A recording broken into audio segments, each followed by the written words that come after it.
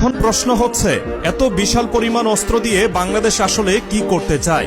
তুরস্ক কি শুধুই বন্ধুত্বের খাতিরে বাংলাদেশকে সামরিকভাবে শক্তিশালী করছে, নাকি এর পেছনে আছে আরও বড় কোনো পরিকল্পনা?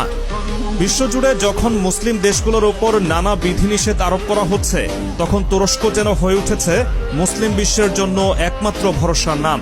এরদোয়ানের নেতৃত্বে তুরস্ক মধ্যপ্রাচ্য, দক্ষিণ এশিয়া এবং আফ্রিকার অনেক মুসলিম দেশের সঙ্গে নতুন সামরিক জোট গঠনের দিকে এগোচ্ছে।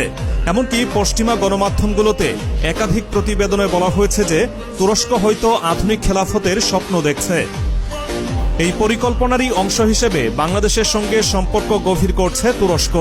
কারণ দক্ষিণ এশিয়ায় যদি কোনো মুসলিম শক্তির উত্থান ঘটে, তবে সেটি তুরস্কের সামরিক ও কূটনৈতিক লক্ষ্য বাস্তবায়নে সহায়ক হবে।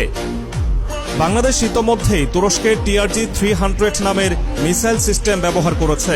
তুর্কির রকেটসান কর্পোরেশনের তৈরি এই মিসাইল সিস্টেম 80 থেকে 120 কিলোমিটার দূরত্ব পর্যন্ত আঘাত হানতে পারে।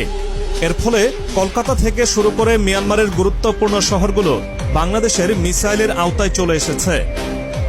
এছাড়া শীর্ষ গণমাধ্যমের প্রকাশিত খবরে দাবি করা হয়, বাংলাদেশ তুরস্কের তোলপাড় হালকা ট্যাঙ্ক কেনার সিদ্ধান্ত নিয়েছে। ভারতীয় সংবাদ মাধ্যম ইন্ডিয়া টুডে ভারতীয় সীমান্তে ড্রোন মোতায়েনের পর বাংলাদেশ কেন তুর্কি 26 ট্যাঙ্ক কিনতে চায়, এমন সংবাদ প্রকাশ করে।